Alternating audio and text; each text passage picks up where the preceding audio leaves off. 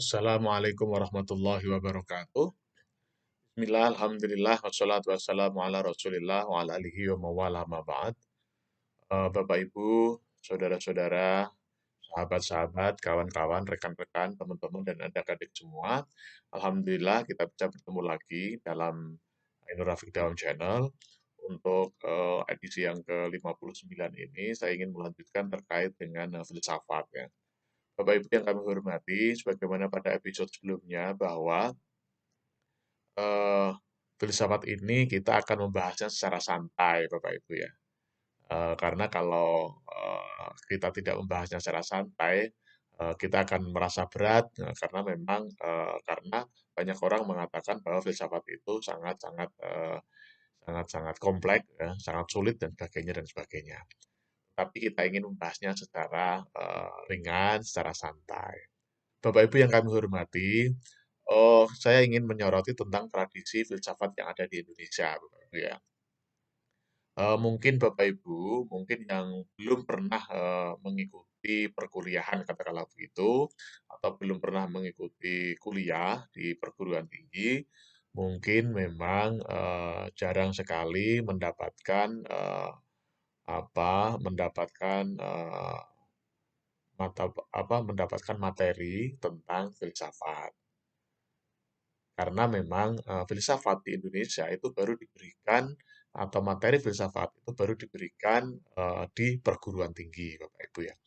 Nah, perguruan tinggi yang ada di Indonesia itu memang awal-awalnya adalah pendidikan tinggi yang sudah terkenal itu adalah perguruan tinggi yang kita kenal istilah sekarang itu ya, perguruan tinggi umum katakanlah begitu ya. Jadi ada Universitas Gadjah Mada, ada Universitas Indonesia, kemudian ada Institut Teknologi Bandung dan sebagainya itu ya.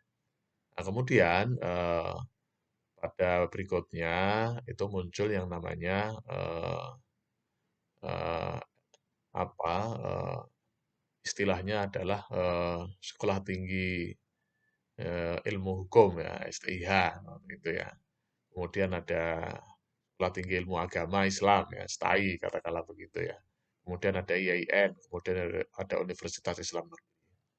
Nah, jadi memang di Indonesia itu terkait dengan perguruan tinggi, memang yang kita kenal adalah perguruan tinggi yang ada di eh, Mendikbud ya, seperti tadi UGM dan sebagainya. Kalau di Kementerian Agama, memang terkait dengan perguruan tinggi, kalau tidak salah itu mulai di tahun 1950-an ya.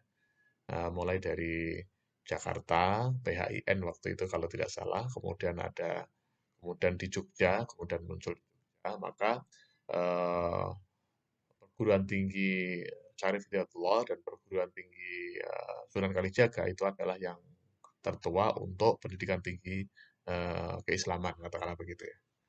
Nah, eh, memang kalau terkait dengan filsafat itu baru diberikan kepada mahasiswa, katakanlah begitu, atau peserta didik yang ada di perguruan tinggi.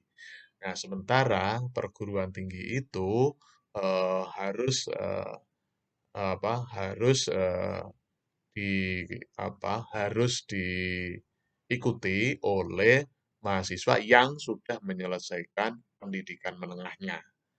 Nah, sementara memang di era Orde Lama, era Orde Baru awal itu memang banyak sekali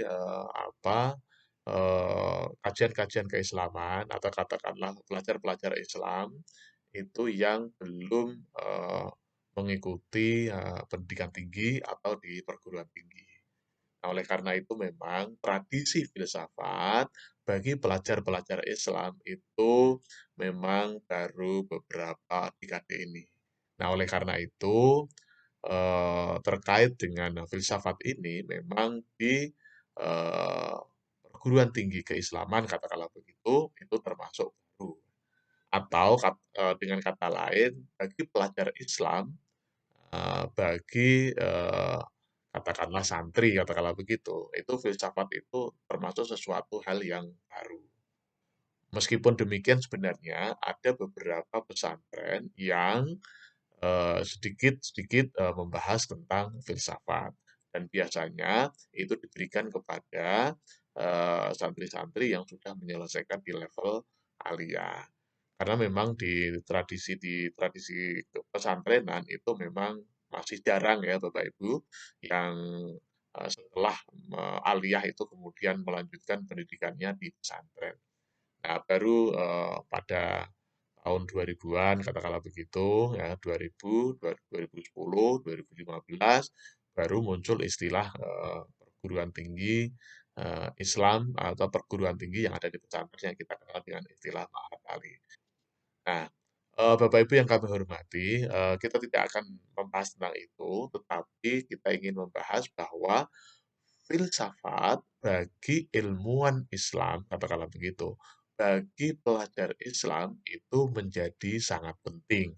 Karena ini nanti yang akan menjadi bridging antara eh, antara wahyu dengan ilmu pengetahuan. Sebagaimana kemarin kita sampaikan ya, bahwa level-level peradaban itu yang pertama adalah wahyu, katakanlah begitu, kemudian yang kedua adalah filsafat, yang ketiga adalah ilmu pengetahuan, dan yang keempat adalah teknologi. Nah, kalau dari wahyu itu langsung ke ilmu, maka di sini nanti akan terjadi miss ya, akan terjadi istilah saya itu missing link di sini, akan muncul missing link. Jadi kalau wahyu, kemudian filsafat, kemudian baru masuk ke ilmu, nah itu sangat bagus. Apalagi dari wahyu langsung ke teknologi, itu melewati beberapa jembatan ya. Jadi jembatan filsafat, jembatan ilmu pengetahuan, katakanlah ilmu, kemudian teknologi. Jadi memang eh, tahapan-tahapan ini yang penting bagi kita selaku selaku pengusung peradaban rahmatan lil alamin, katakanlah begitu ya. Nah, oleh karena itu, sebagaimana kemarin kita sampaikan bahwa memang untuk menghubungkan antara teknologi terkini dengan wahyu, itu kita harus mengetahui ilmunya dulu. Nah, ilmunya itu apa, kemudian filsafatnya seperti apa, kemudian baru ayatnya seperti apa. Itu Bapak Ibu ya. Nah, oleh karena itu nanti di episode berikutnya atau di edisi berikutnya saya ingin menyampaikan terkait dengan klasifikasi keilmuan yang seperti ini Bapak Ibu ya. Atau klasifikasi klasifikasi keilmuan kemudian masuk di klasifikasi filsafat kemudian masuk ke tataran wahyu. Kalau teknologi kan saya kira kita semua tahu ya ada teknologi industri, ada teknologi informasi, ada teknologi militer, ada teknologi apa, ada teknologi penerbangan, ada teknologi macam-macam. Teknologi banyak banget ya, banyak banget. Nah, itu nanti kita akan klasifikasikan teknologi itu apa saja, kemudian kita juga akan melihat klasifikasi ilmu, kemudian kita juga akan melihat nanti klasifikasi filsafat, kemudian kita akan masuk ke wahyu. Nah, itu Bapak Ibu ya. Jadi pada kesempatan ini kita fokus terkait dengan filsafat Bapak Ibu ya. Jadi filsafat itu ada di antara wahyu dengan ilmu pengetahuan atau ilmu katakanlah begitu. Makanya kalau kita sering mendengar istilah ilmu keislaman, ya, kayak misalnya ulumul tafsir, ulumul Quran, ulumul hadis, usul fikih, dan macam-macam atau ilmu bahasa katakanlah begitu. Ini untuk menuju ke wahyu itu ada filsafatnya, ada filosofinya, ada filosofinya. Nah, inilah pentingnya filsafat eh, di dunia keilmuan dan dunia peradaban. Kita ingat sekali lagi bahwa level peradaban itu menurut saya ada 4. Yang pertama itu peradaban yang terkait dengan kewahyuan, kemudian peradaban yang terkait dengan filsafat, kemudian peradaban yang terkait dengan ilmu-ilmu pengetahuan, kemudian yang keempat adalah peradaban yang terkait dengan teknologi. Barangkali itu ya. Jadi sekali lagi, ini kita berbicara tentang filsafat Bapak Ibu ya. Nah, jadi memang semuanya saling terkait antara wahyu, filsafat, kemudian ilmu pengetahuan dan teknologi. Kita akan mengalami kesulitan kalau mencoba untuk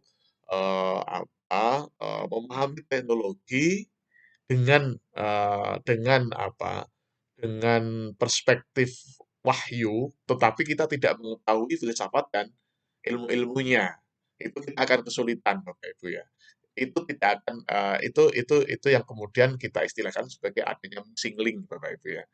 Nah, kita pengen antara wahyu, filsafat, kemudian ilmu pengetahuan, dan teknologi itu saling tersambung dengan adanya bridging.